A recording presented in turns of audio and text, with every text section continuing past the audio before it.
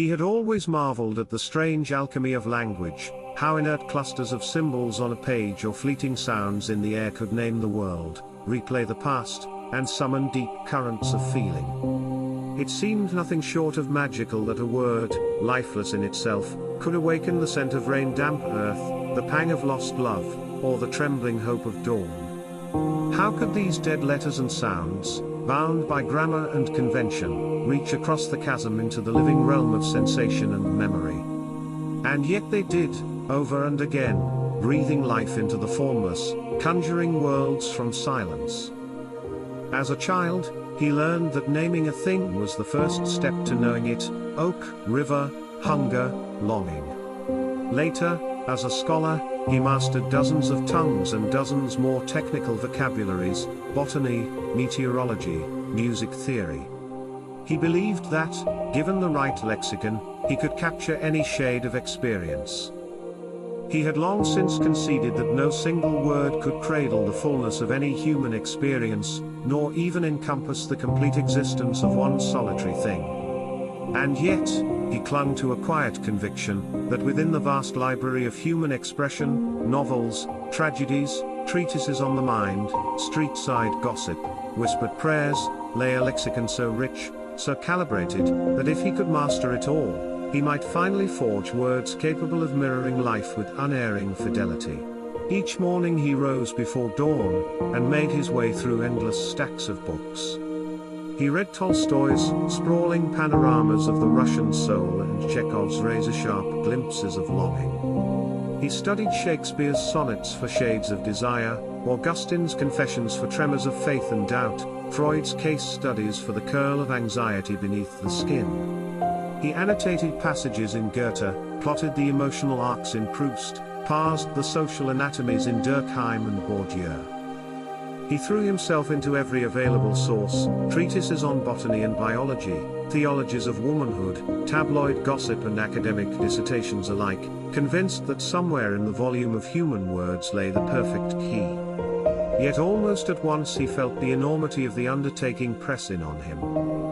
To know a single thing, a tree, a woman, he would need not only botanical manuals or feminist theory, but folklore, sociology, news reports, novels, personal letters, even graffiti.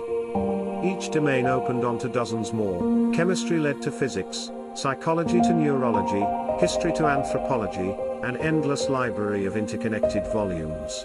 He had neither the years nor the memory to absorb every account ever written. Even if he somehow acquired every treatise on woman, how could he retain it, let alone transfer that vast corpus to another mind?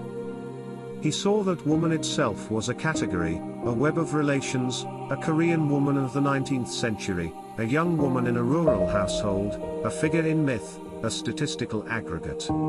Everything dissolved into a constellation of contexts, each demanding its own lexicon. To describe the descriptor, he would need still more descriptions: knowledge about how knowledge is constructed, about the reader's expectations, about the grammar of translation. And so on, ad infinitum. Quest to seek a perfect language is also deemed to fail. Language at best is to remain a tool to be used when needed, and to be thrown when one does not need it.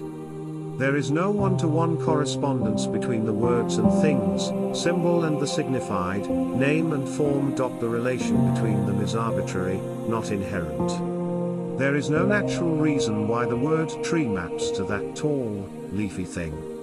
What is tree in English language, arbres in French, vriche in Sanskrit? Different signifiers but the same signified. A cross may signify Christianity, sacrifice or faith, but the symbol is not the thing itself. It is culturally charged, interpreted and context-dependent. One mist-soaked morning, he walked into the garden, intent on cataloguing the world. Sunlight filtered through tall pines, dappling the leaf-littered ground in gold. He raised his pen to note birch, shade, moist earth. But somehow the words felt empty, mere placeholders for something far richer. He knelt by a single sapling, its slender trunk quivering in a breath of wind. He whispered, "Sapling, then birch, then young tree, but each time the word recoiled from the living form before him. He heard the sap's faint murmur, felt the bark's delicate texture, smelled the green hum of sap and soil, but none of that made it onto his parchment. Instead of revealing the tree's trembling aliveness, his words flattened it into a generic entry, an object in a catalogue. He pressed his forehead against rough bark and realized there was an entire spectrum of sensation, hues of green he could not name, subtle thrum of life at dawn, that no dictionary, no poetic flourish, could faithfully convey. The more he reached for words, the more the living moment slipped away. Determined to succeed, he devised new categories: dawn sapling, quiver tree, breathwood. He layered adjectives and metaphors, emerald quilted, wind-kissed young trunk, in hopes of mirroring reality more closely.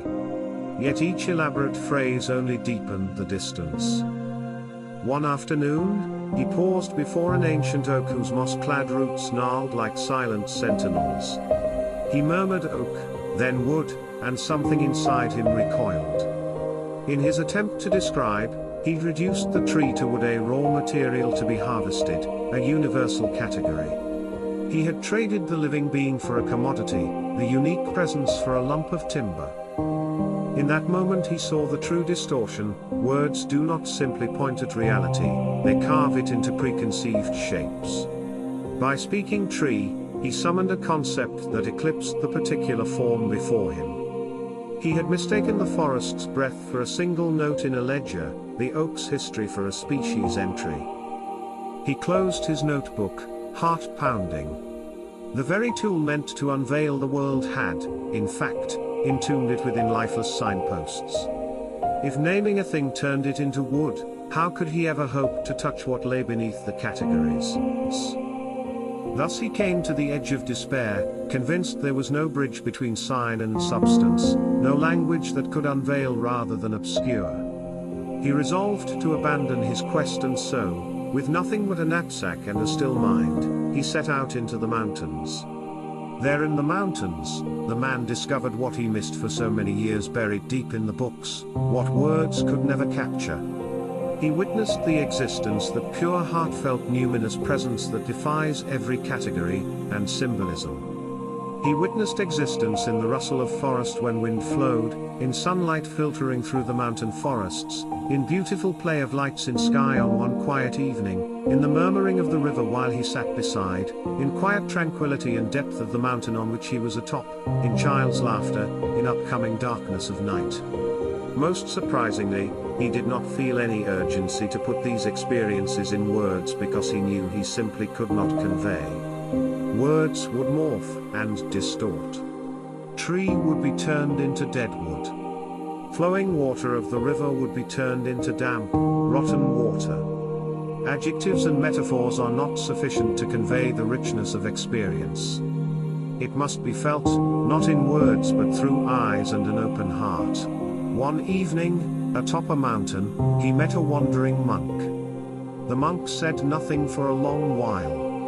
When the monk finally spoke, just once, softly, it was not to explain, but to invite, behold. With that single imperious syllable, the scholar understood: language can guide, can point, can invite, but it can never be the thing itself. The name is not the thing. The map is not the territory. The symbol is not the substance. He bowed, feeling for the first time the veil lift, not through grammar or lexicon, but in the quiet communion with the existence itself of silence. He tried to name it, this moment, stillness, presence, but no word would hold. And yet, in that wordless communion, he discovered something more, that the reality he sought lay not in perfect language but in the spaces between words, in the raw gift of unspoken awareness. He came from the mountain a changed man. He looked at things differently. People recognized, too, in his eyes, even though they cannot understand quietly what he has undergone through. He still had to use the language to communicate with the people. But, now he used language with full awareness that it is just a tool to get things done, to get what one wants, to avoid what one does not want. profoundness of existence cannot be understood in language. The mystery of being cannot be attained in language.